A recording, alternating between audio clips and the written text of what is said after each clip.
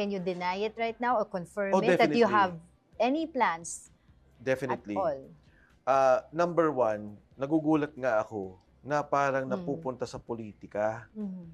Kasi for me, responsibilidad ng bawat Pilipino na makialam dito sa nakawan. Mhm. Yung isang binanggit ko, PhilHealth lang yun. Mhm.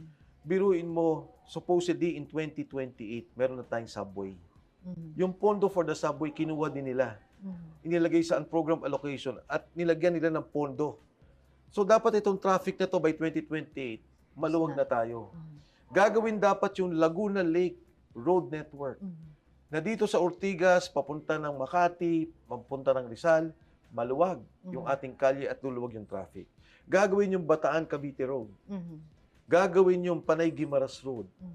Yung North Rail going to Pampanga, pabalik dito, yung sa airport. At saka yung South Rail na long haul going to Bicol.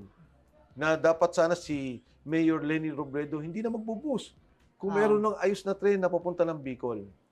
Lahat